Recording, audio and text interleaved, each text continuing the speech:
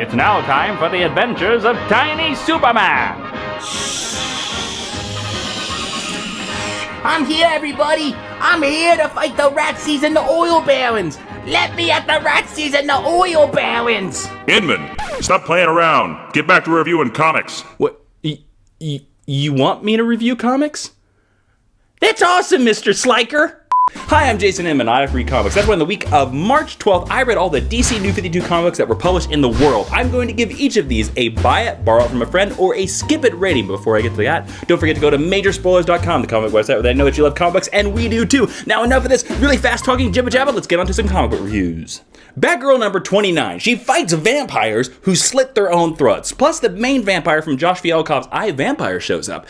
And the art's pretty good, but that's about it. And that's the problem with Batgirl in the New 52, because it just makes no sense that Barbara is fighting vampires. And it just seems like this book has lost all of its ideas. Gail Simone's good writing. Where did you go? Skip it. Batman number 29. We're still stuck in the middle of Zero Year, but this is a very, very solid issue. And I'm going to give the very first ever Jason Reads Comics for Being Awesome award, and that goes to Greg Capullo, because the art in this book, his Batman in this book, is fantastic. So Greg Capullo, congratulations for winning the first ever Jason Reads Comics award, whose name I cannot remember anymore, even though I said it 20 seconds ago award. So this book, while it's a very solid issue of Batman getting after the Riddler, getting after Dr. Death, it still doesn't live up to its premise a little bit, because the Riddler doesn't seem as much of a threat as Batman seems to think he is. Like, Batman spends the whole issue convincing Commissioner Gordon of how much of a threat the Riddler is, and the Riddler never really shows that threat. We just get told it over and over and over through dialogue. But for an issue that can bring in references to the Batman the Animated Series, the Blimps, and a shot-specific reference to The Dark Knight Returns, I have to give it a pass, and I have to give it a buy it.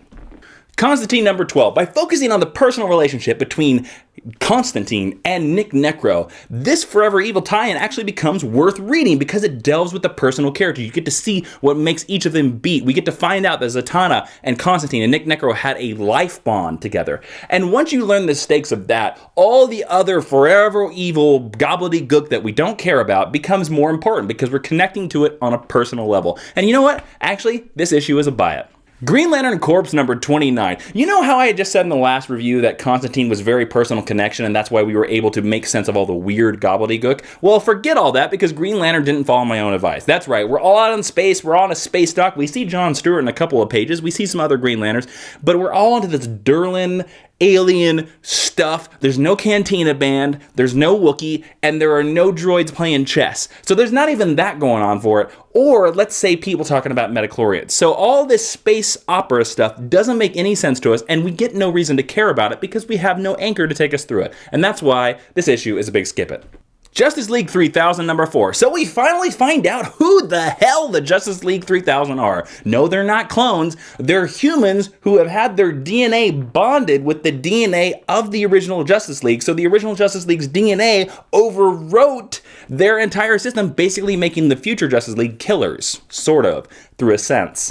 Yeah, and if one of them dies, they can just bring them back, because they'll just inject their DNA into somebody else and they come back. You know, I had a lot of hope for this book. Howard Porter back on the Justice League book, and, you know, Keith Giffen can be a good writer when he decides to be, but this book, I'm going to tell you what this book should have been. Yeah, I know it's not a good idea to step on writers' toes, to tell a writer how they should write, but you know what? I'm going to do this right now.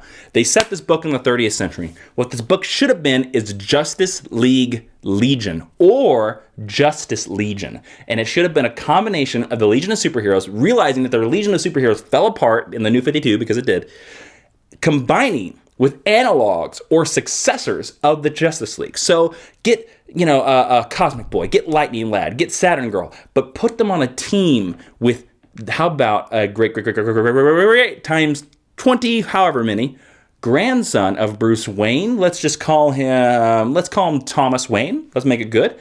And let's have it be Con-El, because his Kryptonian DNA would allow him to survive that long. But let's say Superman is gone, so it's not Superman. And they're in the 30th century, and it's the Justice League team and it's the Legion team. I would read that book, you would read that book, everybody would read that book, my grandma would read that book, and that's what this book should have been. But that book is not this book, so let's skip it. Justice League of America number 13. Stargirl spends this entire issue lost in Despero's prisons. She thinks that she's found the Justice League, and I thought she found the Justice League. I was blown away. I turned the page and there was Superman and the whole Justice League, and I was like, oh, thank God, we're done with this forever evil stuff. But then you turn the page and you find out that it's all a trick. Yeah. My thoughts exactly. But somehow she knows where Wonder Woman is. I don't know why. They don't really explain it in the book. But I'm tired of this mind prison stuff. I'm really tired of Forever Evil, so this is a skip it. Nightwing number 29. This book has fantastic art by Russell Dauterman. I hope I'm saying your name right. But this is the final issue of Kyle Higgins' New 52 run. And basically there's a story of a little girl who's lost her parents. And Mr. Zaz, the guy that carves himself, has killed her parents. And somehow the little girl conveniently finds out where Mr. Zaz, a known felon and crook and murderer and serial killer, lives. Dick comes in, saves the day, but then decides to go back to Gotham at the very end. It was a nice issue. It was a touching issue.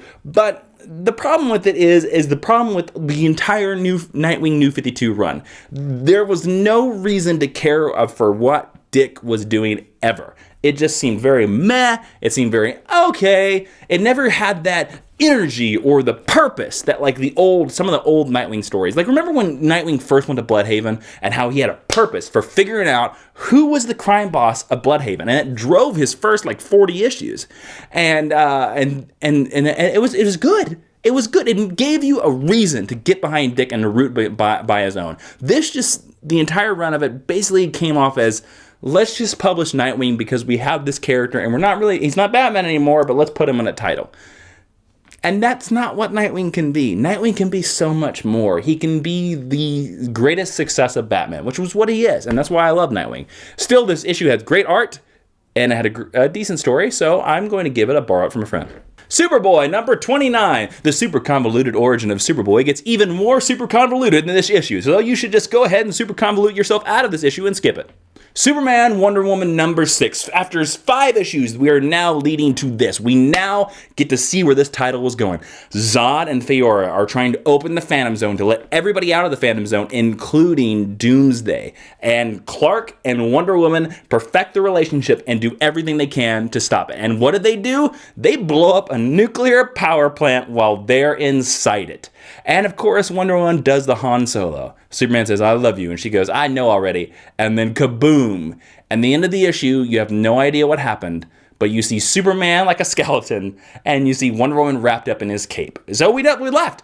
I have to admit, this art was great. There were some great fight scenes by Tony Daniels. There was some great writing here by Charles Soule. This is one of these stronger Superman titles, and it gives reason for why Superman and Wonder Woman should be together because their relationship seems very, very real. And also, if you notice, you go back past these 6 issues, the action ratcheted up every issue. So it went like 1 scene of action, 2 scenes of action, 3 scenes of action, to where the 6th issue was all action, which is very interesting. Should make for a very good trade read if you're going to wait for the trade. This is a definite buy it. And now it's time for the Jason Pick a Week. The pick of the week where if you only have enough money to buy one comic book, this is the comic book you're going to buy. And that book is Superman Wonder Woman number 6. Why? For all the reasons I just said. If you are not reading this book and you're a fan of Wonder Woman and Superman, well, guess what? You're not a fan of Wonder Woman and Superman. You should go put your money where your mouth is. Go buy this book, yo!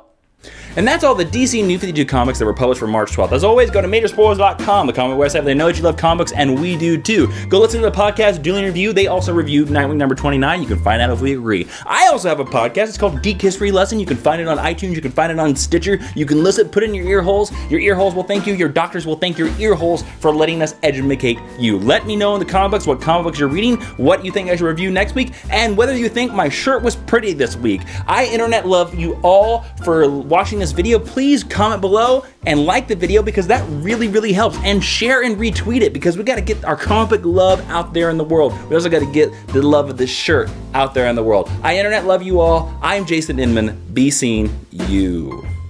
Do you think they're aliens? Yes.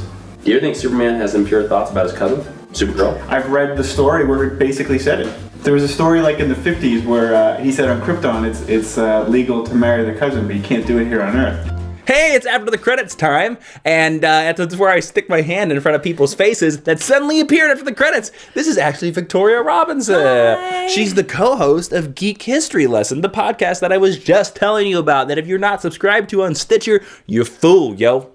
Are they a fool? They are fools. No, actually, we've done a whole bunch of episodes. Lex Luthor was our latest episode where we talked about Lex Luthor. Lex Luthor and before. What do you think? What's been your favorite episode so far? What's the one episode they should go check out? They should definitely all go check out Loki. The Loki episode. Loki I think it was episode 4, I believe. I could be wrong. It was episode 4. Why the Loki episode? The Loki episode was one of the ones that I hosted. I was a professor of. It was one of my. It was probably my favorite thing that we've talked about so far. She's saying professor because we treat East Podcast like it's a class, and we're teaching you. So I think either that or if DC's more your thing, then definitely go check out the Deathstroke one.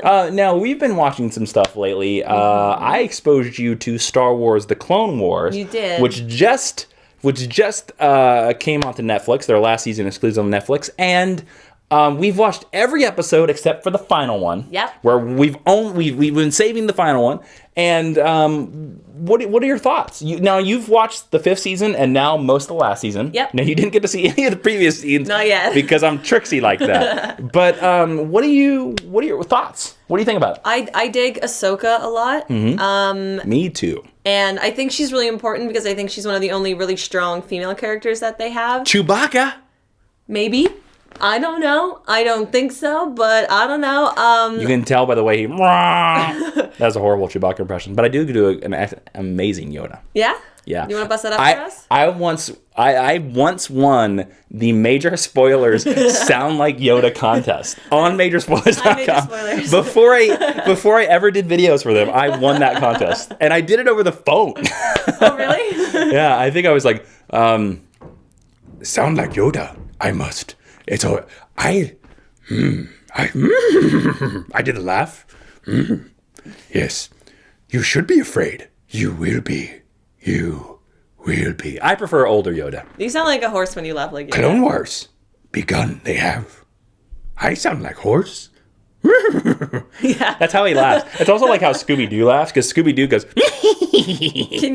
Can you do an impression of Yoda hitting R2 with stick? Oh, it's so funny. If you do the beeps. Okay. All right. I'll have to do it this way because I don't want to turn too far away from the mic. Mine! I hope you're entertained by this. Yeah. And that's the type of entertainment you can find out on the podcast. Because I've also been working on a Matthew McConaughey impression that you will hear in a future episode. And you just wrap your mind around that. All right. Now listen, internet love you. That's all I got to say. You got anything else to say to the internet? No, I don't think so. Watch Clone Be Wars. safe, make good choices. No, that's on your show. This is my show. You saying there's no catchphrases here. I have a 100% catchphrase copyright. No, you have a So if you say it on my show, it becomes mine. BC in you. Yeah, well, I stole that from Patrick McGoohan, who's dead. Oh, you can steal from the dead, and that's okay. That's when copyrights expire. Right? Yeah, sure. Sure. Final note. That Superman that I had at the beginning. This is the scariest toy ever made. Can we just show his legs for a second? Oh yeah. Look at his legs. And you can see him like this. I don't know where this is going. See, this is why I don't vlog, because this is what my vlogs would be like. This meaningless. Do you want to see Superman come back? Let me know.